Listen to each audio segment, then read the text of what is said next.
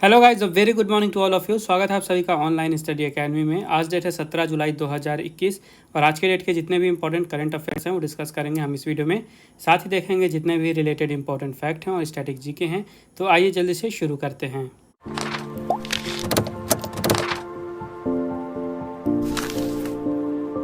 तो आज का पहला क्वेश्चन है, on which date first ever world plastic surgery day was observed recently.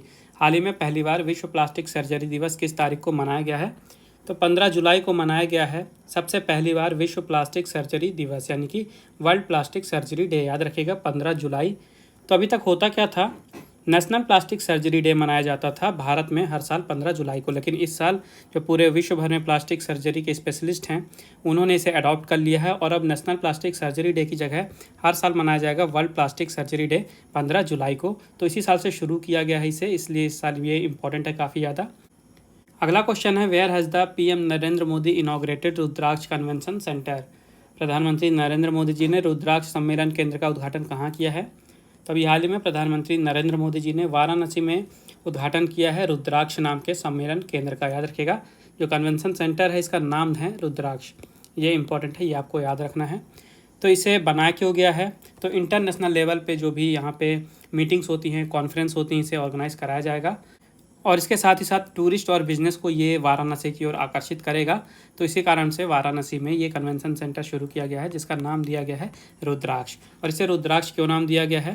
तो इसके सेंटर में बताया जा रहा है 108 रुद्राक्ष हैं और इसकी जो छत है ये शिवलिंग के शेप की है। ये इंपॉर्टेंट फीचर्स हैं इसके, ये याद रखिएगा। तो जो वाराणसी है ये है उत्तर प्रदेश में। यहाँ के चीफ मिनिस्टर हैं योगी आदित्यनाथ, गवर्नर है आनंदीबेन पटेल और कैपिटल है लखनऊ। अगला क्वेश्चन है, what does R stands for in the recently launched PRASAD projects in Varanasi. Varanasi में हाल ही में शुरू की गई प्रसाद परियोजनाओं में आर का अर्थ क्या है?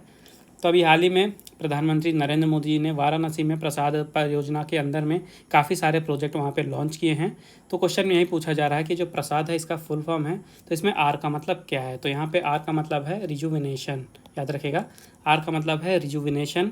प्रसाद के फुल फॉर्म की बात करें तो इसका फुल फॉर्म है pilgrimage rejuvenation and spiritual heritage augmentation drive. ये प्रसाद का फुल फॉर्म है, पूरा का पूरा फुल फॉर्म आपको याद रखना है।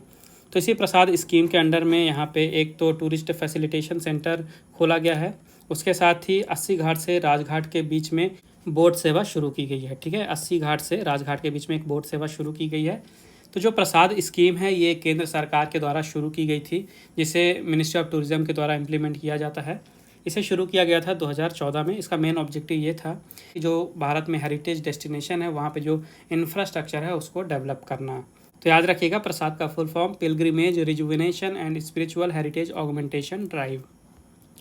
अगला क्वेश्चन है, who has unveiled the Karnataka electric bike taxi scheme 2021।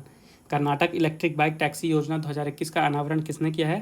तो अभी हाल ही में कर्नाटका के चीफ मिनिस्टर BS येदियुरप्पा जी ने बेंगलोर में इनॉग्रेशन किया है Karnataka electric bike taxi scheme 2021 का। याद रखिएगा बेंगलोर में। तो ये स्कीम लाई क्यों गई है? तो देखिए बेंगलोर में काफ़ी ज़्यादा ट्रैफिक होता है, इसके साथ ही वहाँ पे ग्रीन जो ट्रांसपोर्टेशन है, ग्रीन ट्रांसपोर्टेशन यानी कि जैसे इलेक्ट्रिक बाइक हो गई, साइकिल हो गई, इनको बढ़ावा देने के लिए इसे लॉन्च किया गया है। तो यहाँ पे जो रेंज रखा गया है डिस्टेंस का, ये 10 किलोमीटर का रखा गया है। तो 10 किलोमीटर के अंदर तक ये बाइक टैक्सी स्कीम काम करेगी। यहाँ पे इलेक्ट्रिक बाइक के द्वारा ट्रांसपोर्टेशन होगा, इससे लोगों को bus stand, railway station, metro station जाने में आसानी होगी। तो जो बेंगलोर है ये कैपिटल है कर्नाटका की। यहाँ के चीफ मिनिस्टर हैं BS येदियुरप्पा जी और गवर्नर नए बने हैं, याद रखिएगा, थावरचंद गहलोत। अगला क्वेश्चन है, where does the first grain ATM of India has been set up. Bharat का पहला अनाज ATM कहाँ स्थापित किया गया है? तो देखिए जिस तरह से नॉर्मल ATM होता है जहाँ से हम पैसे विड्रॉ करते हैं, इसी तरह से भारत का पहला ग्रेन ATM सेटअप किया गया है जहाँ से आप अनाज निकाल सकते हैं। तो सबसे पहला ये लॉन्च किया गया है पायलट बेसिस पे और इसे शुरू किया गया है गुरुग्राम में। ठीक है, हरियाणा के गुरुग्राम में लगाया गया है भारत का सबसे पहला ग्रेन ATM। तो इसका नाम दिया गया है automated multi commodity grain dispensing machine. ये इसका नाम है, नाम आपको याद रखना है। और ये जो मशीन है ये यूनाइटेड नेशंस के वर्ल्ड फूड प्रोग्राम के अंडर में सेटअप किया गया है। तो ये जो ऑटोमेटिक मशीन है यहाँ से आप वीट, राइस या मिलेट निकाल सकते हैं। ये डिसाइड करेगी गवर्नमेंट कि जो गरीब लोग हैं किसको कितना अनाज वितरित करना है, यहाँ पे फीड किया जाएगा। उसके बाद जो भी यहाँ पे गरीब व्यक्ति होंगे जिन्हें स्कीम में फ़ायदा मिलेगा, तो उन्हें वहाँ पे अपना आधार नंबर वगैरह फीड करना पड़ेगा टच स्क्रीन में। साथ ही वहाँ पे बायोमेट्रिक सिस्टम रखा गया है, जहाँ पे बायोमेट्रिक वेरिफिकेशन के बाद जो वहाँ पे राशन है ये डिस्पेंस किया जा सकता है इस मशीन के थ्रू। तो गुरुग्राम में सेटअप किया गया है, ये याद रखिएगा। अगला क्वेश्चन है, in which Indian state annual Asha Bonalu festival is celebrated. किस भारतीय राज्य में वार्षिक आशा बोनालू उत्सव मनाया जाता है। तो काफ़ी इंपॉर्टेंट क्वेश्चन है ये। आशा बोनालू फेस्टिवल जो है ये तेलंगाना का स्टेट फेस्टिवल है, ठीक है, याद रखिएगा, तेलंगाना का स्टेट फेस्टिवल है। और हाल ही में ये शुरू किया गया है, 1 महीने तक चलता है ये फेस्टिवल, तो अभी हाल ही में शुरू किया गया है, इसलिए ये न्यूज़ में है। तो तेलंगाना स्टेट में मनाया जाता है आशा बोनालू फेस्टिवल। तो 11 जुलाई से ये शुरू हुआ है और 1 महीने तक चलेगा ये। तो जो तेलंगाना सरकार है इन्होंने इसके लिए 90 करोड़ रुपए का बजट जो है तो एलोकेट किया है। और क्योंकि ये तेलंगाना का स्टेट फेस्टिवल है इसलिए इम्पॉर्टेंट है, इसे स्टेट फेस्टिवल का दर्जा 2014 में दिया गया था। और जो तेलंगाना यहाँ के चीफ मिनिस्टर हैं के चंद्रशेखर राव, गवर्नर हैं तमिलिसाई सुंदरराजन और कैपिटल है हैदराबाद। अगला क्वेश्चन है, which country has started construction of world's first commercial small modular reactor. किस देश ने दुनिया के पहले वाणिज्यिक छोटे मॉड्यूलर रिएक्टर का निर्माण शुरू किया है। तो अभी हाल ही में चाइना ने शुरू किया है बनाना विश्व का पहला कमर्शियल स्मॉलर मॉड्यूलर रिएक्टर, ठीक है, चाइना इसका राइट आंसर है, याद रखेगा। तो जो स्मॉल रिएक्टर है इसका नाम दिया गया है लिंगलोंग 1, नाम भी इम्पॉर्टेंट है, याद रखेगा, लिंगलोंग 1 नाम दिया गया है। इसकी कैपेसिटी है 125 मेगावाट इलेक्ट्रिक की, ठीक है, 125 मेगावाट इलेक्ट्रिक। इसका मतलब क्या होता है, इसका मतलब ये है कि इसमें 125 मिलियन वाट की इलेक्ट्रिसिटी पैदा करने की क्षमता है। तो ये एक प्रेशराइज्ड वाटर रिएक्टर है जिसको डिज़ाइन किया गया है इलेक्ट्रिसिटी बनाने के लिए, अर्बन जो एरियाज़ होते हैं उनको हीटिंग के लिए, उनके कूलिंग के लिए, इसके अलावा इंडस्ट्रियल पर्पज़ के लिए जो स्टीम बनाई जाती है, भाप बनाई जाती है, इसके प्रोडक्शन के लिए। तो मल्टीपर्पज़ होगा ये स्मॉल मॉड्यूलर रिएक्टर, और इसी के निर्माण को अभी शुरू किया है चाइना ने। चाइना की कैपिटल है बीजिंग, करेंसी है रेनमिनबी और प्रेसिडेंट हैं जी जिनपिंग। अगला क्वेश्चन है, which cooperative banks license has been cancelled by RBI recently. हाल ही में आरबीआई द्वारा किस सहकारी बैंक का लाइसेंस रद्द कर दिया गया है। तो अभी हाल ही में रिजर्व बैंक ऑफ इंडिया यानी भारतीय रिजर्व बैंक ने doctor Shivajirao Patil Nilangekar urban cooperative bank का लाइसेंस रद्द कर दिया है, याद रखिएगा, doctor Shivajirao Patil Nilangekar urban cooperative bank, इसका लाइसेंस रद्द किया गया है आरबीआई के द्वारा। ये जो बैंक है ये लातूर में स्थित है और इसका लाइसेंस क्यों रद्द किया गया है, क्योंकि इस अर्बन कोऑपरेटिव बैंक के पास पर्याप्त मात्रा में कैपिटल नहीं था और आरबीआई को इसका कोई भविष्य में अर्निंग प्रॉस्पेक्ट नहीं नज़र आ रहा था। इस कारण से आरबीआई ने इसका जो लाइसेंस है इसे रद्द कर दिया है। आरबीआई की बात कर लेते हैं। इसकी स्थापना हुई थी 1 अप्रैल 1935 में और स्थापना हुई थी इसकी कोलकाता में, ठीक है। यहाँ के गवर्नर हैं शक्तिकांत दास जी, जो कि 25वें गवर्नर हैं। इसका हेडक्वार्टर है मुंबई महाराष्ट्र में और कोलकाता से हेडक्वार्टर जो मुंबई आया था वो साल था 1937। अगला क्वेश्चन है, till when cabinet has approved continuation of national Ayush mission scheme. Cabinet ने राष्ट्रीय आयुष मिशन योजना को कब तक जारी रखने की मंजूरी दी है।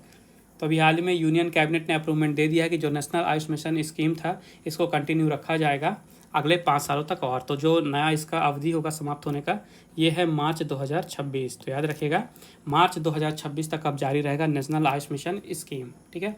तो जो नेशनल आयुष मिशन स्कीम था इसे शुरू किया गया था 15 सितंबर 2014 में और इसका मेन ऑब्जेक्टिव ये था कि जो आयुष हॉस्पिटल हैं, आयुष डिस्पेंसरी हैं, उनको डेवलप करना, साथ ही जो प्राइमरी हेल्थ सेंटर है वहाँ पे लोगों को आयुष फैसिलिटी देना। और आयुष जो सर्विसेज हैं काफ़ी ज़्यादा कॉस्ट इफेक्टिव होती हैं, इसी कारण से इसको प्रमोट किया जा रहा है। तो सेंटर ने हाल ही में इसके स्कीम को कंटिन्यूएशन के लिए 4607.30 करोड़ रुपए और जारी किए हैं। तो ये पॉइंट भी आपको याद रखना है।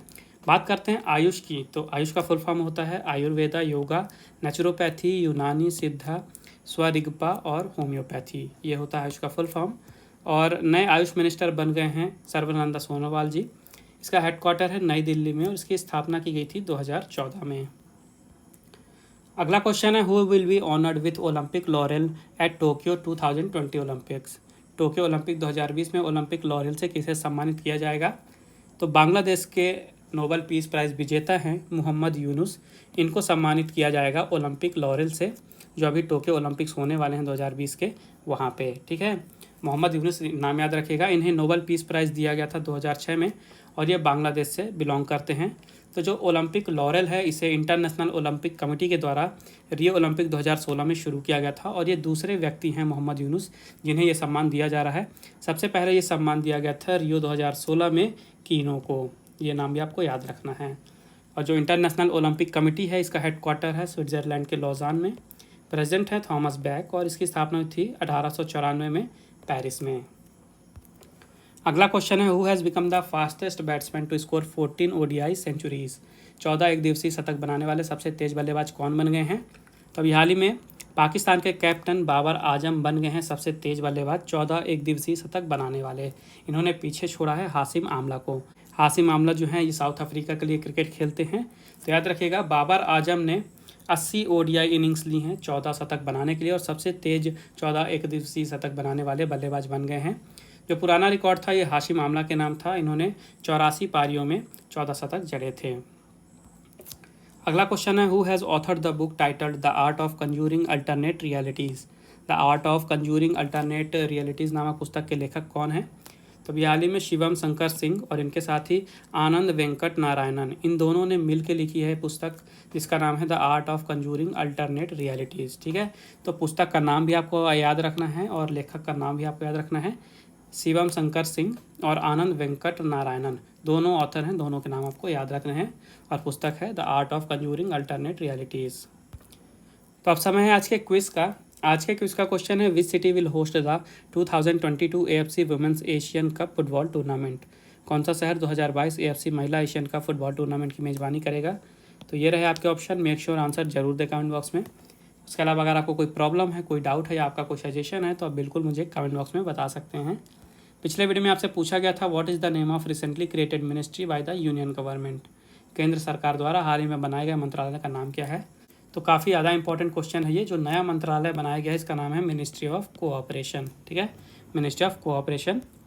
तो ये थे आज के important current affairs. I hope आपको इसको लगे होंगे। वीडियो पसंद आई है तो वीडियो को लाइक ज़रूर करें, ज़्यादा से ज़्यादा शेयर करें अपने दोस्तों के साथ और चैनल को सब्सक्राइब करना ना भूलें। नोटिफिकेशन आपको मिलती रहे इसलिए मेक श्योर बेल आइकन जरूर दबाइएगा। और रिवीजन के लिए अगर आपको PDF फाइल चाहिए तो उसकी लिंक आपको डिस्क्रिप्शन में मिल जाएगी, वहाँ से आप डाउनलोड कर सकते हैं। उसके अलावा आप हमारे टेलीग्राम चैनल को भी ज्वाइन कर सकते हैं जहाँ पे आपको PDF मिल जाएंगी, आपके जो भी एग्ज़ाम है उनसे रिलेटेड आपको स्टडी मटेरियल मिल जाएंगे, इंपॉर्टेंट जो मैगजीन आती हैं कंपटीशन के लिए, न्यूज़पेपर आते हैं, सब कुछ का आपको PDF एक ही जगह पे मिल जाएगा। तो जो टेलीग्राम है उसकी लिंक आपको डिस्क्रिप्शन में मिल जाएगी, मेक श्योर उसे भी ज़रूर ज्वाइन करिएगा। बाकी मिलते हैं अगले वीडियो में कुछ नए करंट अफेयर्स के साथ। तब तक के लिए take care and thank you guys.